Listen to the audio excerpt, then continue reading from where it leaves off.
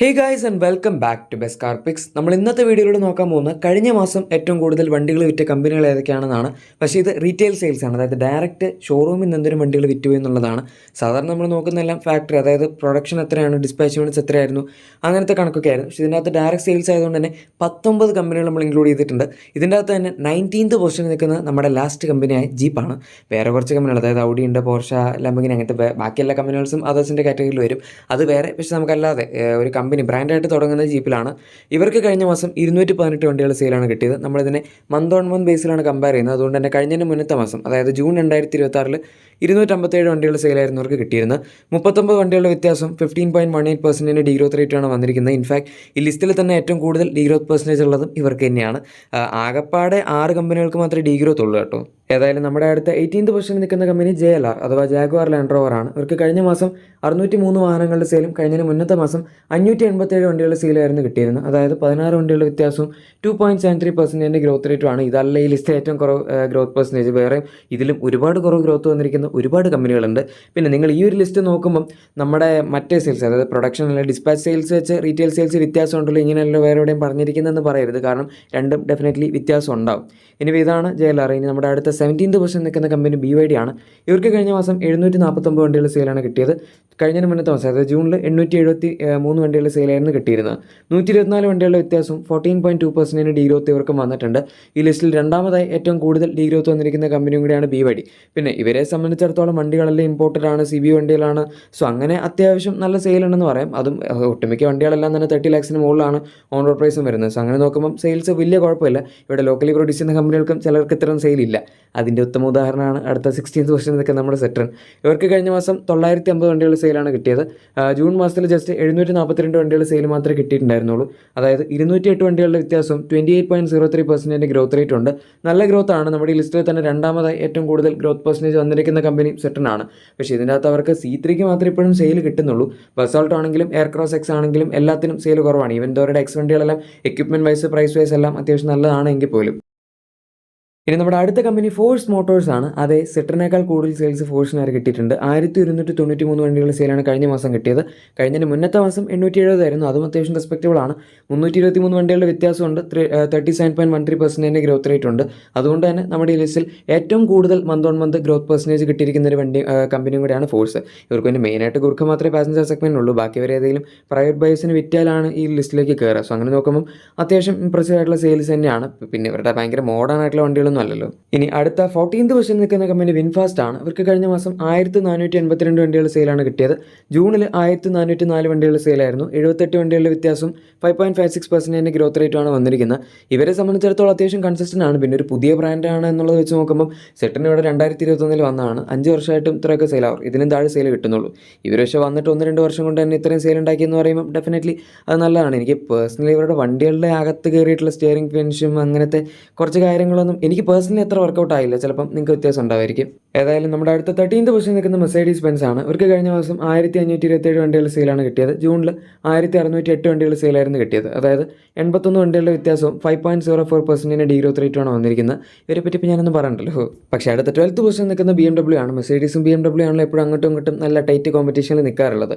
ചില മാസങ്ങളിൽ മെർസൈഡീസ് കയറും, ചില മാസങ്ങളിൽ BMW കയറും. അങ്ങനെയൊക്കെയാണ്. കഴിഞ്ഞ മാസം ഏതായാലും BMW ആണ് കയറിയത്.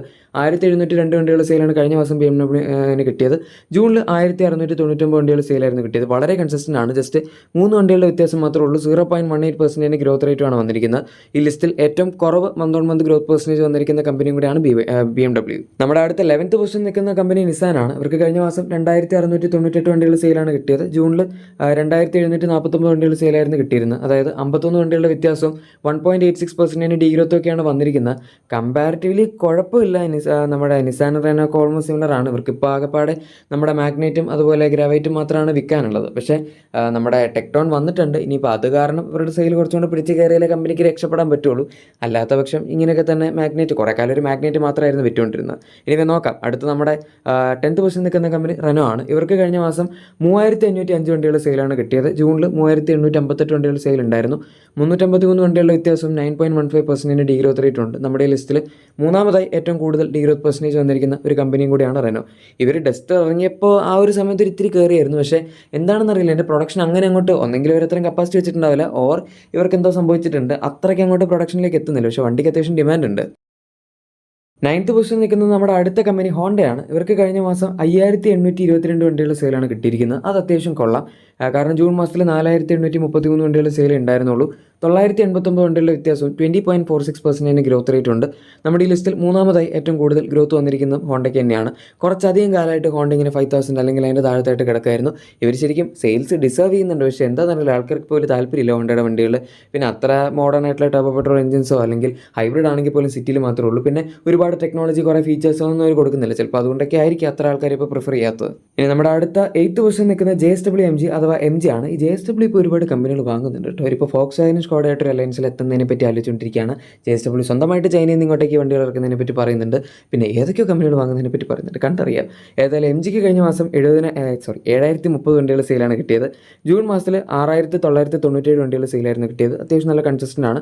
33 വണ്ടികളുടെ വ്യത്യാസം 0.47% ഗ്രോത്ത് റേറ്റുമാണ്. ഈ ലിസ്റ്റിൽ രണ്ടാമതായി ഏറ്റവും കുറവ് ഗ്രോത്ത് പെർസെൻറ്റേജ് വന്നിരിക്കുന്ന കമ്പനി MG ആണ്. അതായത് നല്ല കൺസിസ്റ്റൻ്റ് ആയിട്ടുള്ള സെയിലാണെന്ന് തന്നെ പറയാം. ഇനി നമ്മുടെ അടുത്ത 7th പൊസിഷൻ നിൽക്കുന്ന സ്കോഡയും ഫോക്സ് വാഗനും, അതായത് രണ്ടിനും കൂടെ കമ്പൈൻഡ് സെയിലാണ്.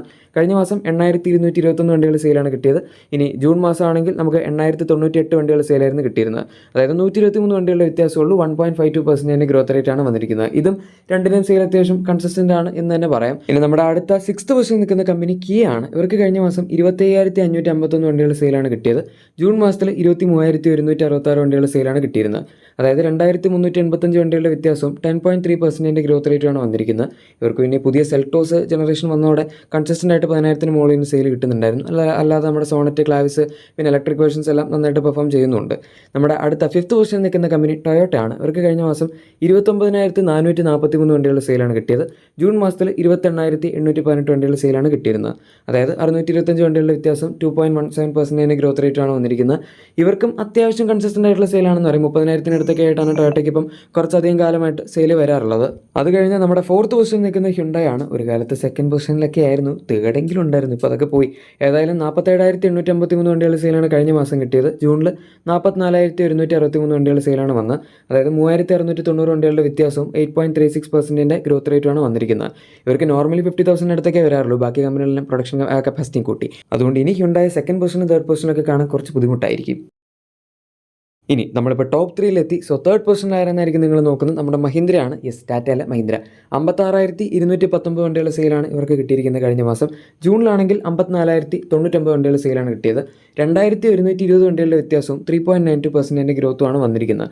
ഈ ടാറ്റ മഹീന്ദ്രയായിട്ട് ഇപ്പോൾ മിക്ക മാസങ്ങളും നല്ല കോമ്പറ്റീഷനാണ് കേട്ടോ. ഇപ്പോൾ 3rd ആണെന്ന് നോക്കണ്ട. ചില മാസങ്ങളിൽ മഹീന്ദ്രയും 2nd ആവാറുണ്ട്, Tata 3rd ആവാറുണ്ട്, Tata 4th ആവാറുണ്ട് ചില മാസങ്ങളിൽ. ഇപ്പോൾ എന്തായാലും കൂടുതൽ 2nd 3rd തമ്മിലുള്ള ബാറ്റിലാണ് നമ്മൾ കാണാറുള്ളത്. അപ്പോഴേക്കും നിങ്ങൾക്ക് മനസ്സിലായി കാണും 2nd പൊസിഷനിൽ ഈ പ്രാവശ്യം ടാറ്റ തന്നെയാണ് നല്ലത്. 58,774 വണ്ടികളുടെ സെയിലാണ് കഴിഞ്ഞ മാസം കിട്ടിയത്. ജൂണിൽ 57,009 വണ്ടികളുടെ സെയിലായിരുന്നു കിട്ടിയിരുന്നത്. അതായത് 1,765 വണ്ടികളുടെ വ്യത്യാസം 3.1% ഗ്രോത്ത് റേറ്റുമാണ് ടാറ്റയ്ക്കും വന്നിരിക്കുന്നത്. സോ ഇപ്പോൾ നമ്മൾ ഇത്രയും വണ്ടികൾ കഴിഞ്ഞ് ഇനിയിപ്പോൾ നമ്പർ 1 ആരാണെന്നുള്ളത് ഞാൻ പറയാതെ തന്നെ എന്തായാലും എല്ലാവർക്കും അറിയായിരിക്കും. പക്ഷേ അതിൻ്റെ ഒരു വ്യത്യാസമാണ് നമ്മൾ നോക്കേണ്ടത്. ഏകദേശം 1,00,000 വണ്ടികളാണ് 2nd പൊസിഷനിൽ നിൽക്കുന്ന കമ്പനിയായിട്ട് ഇവർ കൂടുതൽ വിറ്റിരിക്കുന്നത്. ഡെഫിനറ്റ്ലി മാരുതി സുസുക്കി ആണ് നമ്പർ 1. കഴിഞ്ഞ മാസം 1,61,873 വണ്ടികളുടെ സെയിലാണ് വന്നത്. ജൂണിൽ 1,67,834 വണ്ടികളുടെ സെയിലാണ് വന്നത്. 5,961 വണ്ടികളുടെ വ്യത്യാസം ഇവർക്കുണ്ട്. 3.55% ഡീഗ്രോത്ത് റേറ്റ് ആണ്. Who curse? കാരണം ഇത്രയും വണ്ടികൾ വിൽക്കുന്നതിൻ്റെ കൂട്ടത്തിൽ 3.55% ഒന്നുമല്ല എന്ന് നമുക്ക് എല്ലാവർക്കും അറിയാം. എനിവേ, ഇതാണ് കഴിഞ്ഞ മാസം ഏറ്റവും കൂടുതൽ വണ്ടികൾ വിറ്റ കമ്പനികളുടെ വീഡിയോ. എന്താണ് നിങ്ങൾക്ക് ഇതിനെപ്പറ്റി പറയേണ്ടത് എന്ന് ഉറപ്പായിട്ടും കമൻസിൽ പറഞ്ഞേക്കാം. പിന്നെ നിങ്ങളുടെ എക്സിസ്റ്റിംഗ് വാഹനത്തിന് എന്തെങ്കിലും ആക്സറീസോ ക്ലീനിങ് പ്രോഡക്ട്സ്, അതായത് മറ്റേ കാർ വാഷർ അങ്ങനെ സാധനങ്ങൾ എന്തെങ്കിലുമൊക്കെ വേണമെന്നുണ്ടെങ്കിൽ നമ്മുടെ ഡിസ്ക്രിപ്ഷൻ ഓർ പ്രൊഡക്ട്സ് ടാഗ് തീർച്ചയായും ചെക്കൗട്ട് ചെയ്യാൻ മറക്കണ്ട. വീഡിയോ ഇഷ്ടപ്പെട്ടെങ്കിൽ ഉറപ്പായിട്ടും ലൈക്കും സബ്സ്ക്രൈബും ഷെയർ ഒക്കെ ചെയ്ത് നമ്മുടെ സപ്പോർട്ടും കൂടെ ചെയ്തേക്കാം. നമുക്ക് മറ്റൊരു വീഡിയോയിൽ കാണാം. അതുവരെ thank you for watching my video and good bye.